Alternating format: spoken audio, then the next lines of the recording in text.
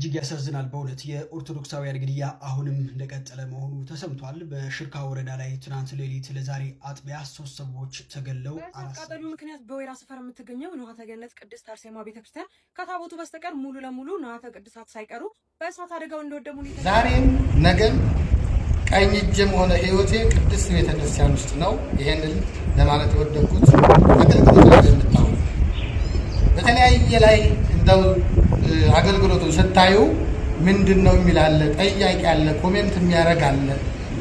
እኔ መላከ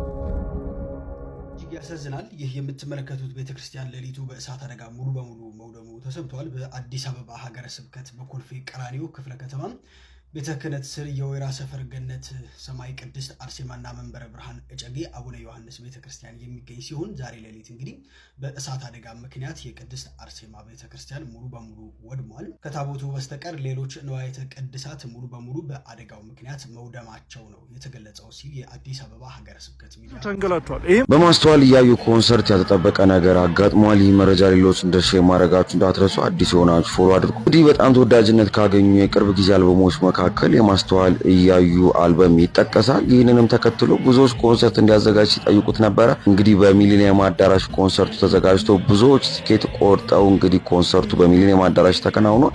ነገር ግን በቪአይፒ በኩል የተወሰኑ መግሏላቶች እንደነበሩ ተገልጿል። የቪአይፒ ቲኬቶች እስከ መጨረሻው ሰዓት ድረስ ሲቆረጡ እንደነበረም ተጠቅሷል።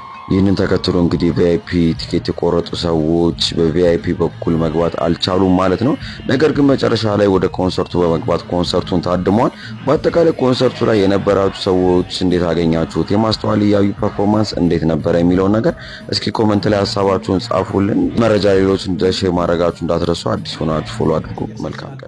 የኦርቶዶክሳውያን ግድያ አሁንም እንደቀጠለ መሆኑ ተሰምቷል። በሽርካ ወረዳ ላይ ትናንት ሌሊት ለዛሬ አጥቢያ 3 ሰዎች ተገለው 4 ሰዎች ደግሞ ታግተዋል ሲል የአርሲ ሀገረ ስብከት አስታውቋል። በኦሮሚያ ክልል አርሲ ዞን ሽርካ ወረዳ ታጣቂዎች አሁንም ምዕመን ላይ እንግዲህ ግድያና እገታ መፈጸማቸው የዞኑ ሀገረ ስብከትና የኢትዮጵያ ኦርቶዶክስ ተዋሕዶ ቤተክርስቲያን ዛሬ አመሻሽም ለቲክቫ ኢትዮጵያ ተናግረዋል። በኢትዮጵያ ኦርቶዶክስ ተዋሕዶ ቤተክርስቲያን የአርሲ ዞን ሀገረ ስብከት አመራር የሆኑትና ስሜ ቢጠቀስ ለደህንነት ያስጋኛል ያሉ አመራር እኛ ጋር የምስራች የለም፣ ሽርካ ወረዳ ላይ ትናንት ሌሊት ለዛሬ አጥቢያ 3 ሰዎች ተገለዋል፣ 4 ሰዎች ታግተዋል ሲሉ ተናግረዋል።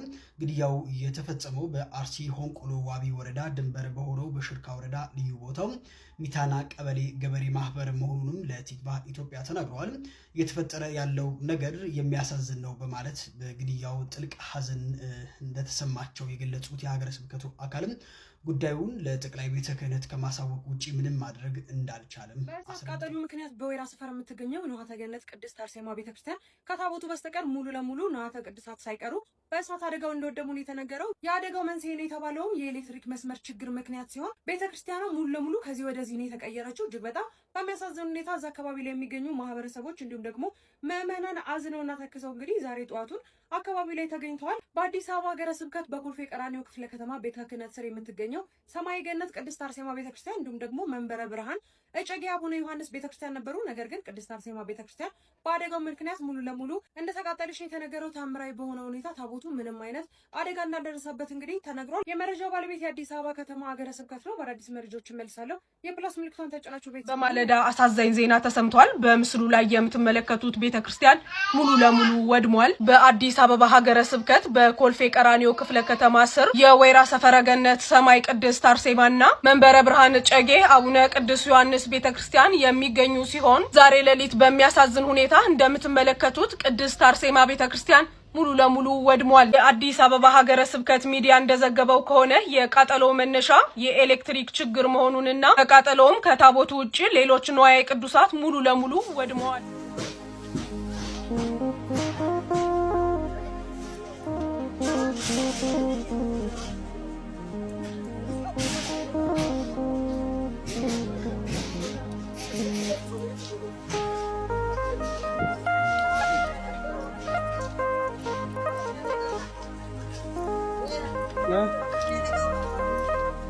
ጳጳስ አይሳሳትም ያላችሁ ማን ነው?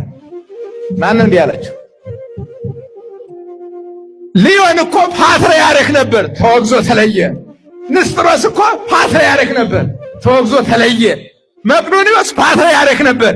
እማትሳሳተዋ ቤተ ክርስቲያን ይቺ ቤተ ክርስቲያን ናት። ማን ነው አይሳሳትም ያላችሁ? ጳጳሳት ሀገር እያጠፉ ነው። ኃይል ይባሉ ይገባቸዋል። በቃ ኃይል ይባሉ ይገባቸዋል። በጣም አሩሲ ላይ ኦርቶዶክሳውያን ተመርጠው እየተገደሉ እዚያ ተቀምጦ ዝም ማለት የወንጀል ወንጀል ነው። ምን እያደረግን? የመምህር ነኝ፣ አሁን መምህር ሊሆን ይችላል፣ እመጥላለሁ ለዚህ ቤተክርስቲያን። ደስ ላይላችሁ ይችላል አባቶቻችን፣ በጣም ነውር ነው። ጊዜው አይደለም። መቼ ነው ጊዜው? ለአንድ መምህር ጊዜው መቼ ነው? የቅዱስ ጊዮርጊስን ሰማዕትነት እያስተማርሁኝ በዓለም አደባባይ የዘር ሐረግ በኢትዮጵያ ምድር ኦርቶዶክስ እንዳይኖር በዓላማ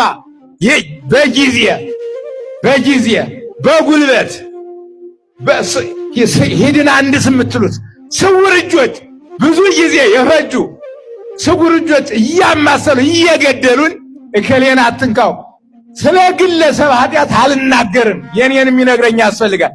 ግን ሀገር እየወደመ መሪ ሆኖ ከተቀመጠ ያ ግለሰብ አይደለም፣ ቤተ ክርስቲያን እየሞተ ስለሆነ ተው፣ ከተቻለ የኔን ይስተካከል ብሎ መጠየቅ። እምቢ ካለ ደግሞ በእርግጥ አሁን ገዳይ ቡድን ያላቸው መንፈሳዊ የሚመስሉት ግን በጣም ባለጌ የሆኑ በዚህ በቤተ ክርስቲያኑ ሳይቀሩ የሚኖሩ ሰዎች አሉ። ኃይል ይባሉ ይገባቸዋል። ጉዳይ አይደለም፣ እኔ ጉዳይ አይደለም። እና ምክንያት ሰሚ ካላችሁ ነው ይህን የምናገረው። ሰሚ ካላችሁ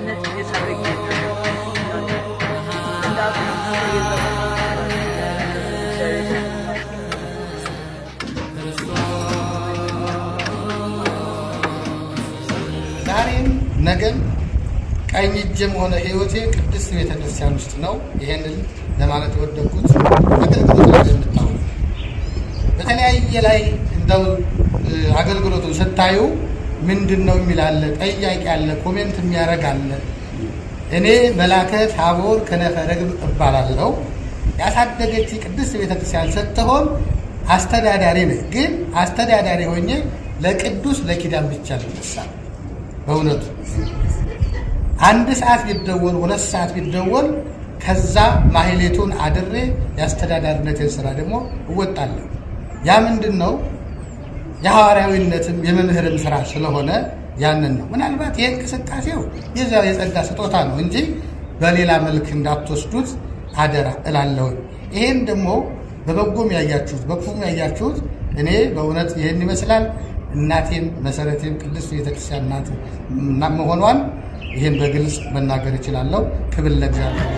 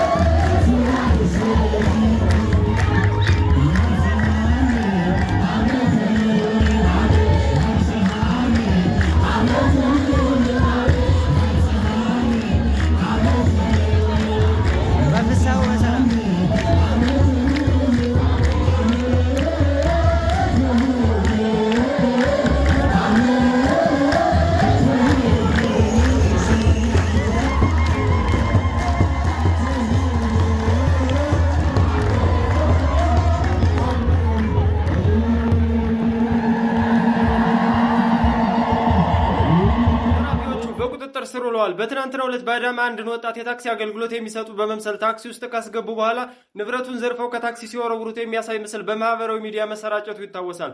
በዛሬው ዕለትም ተጠርጣሪዎቹ ከነታክሲያቸው በቁጥጥር ስር መዋላቸውን የአዳማ ከተማ ትራፊክ ፖሊስ የሆኑት ኤቢሳ ቦሩ ገልጸዋል።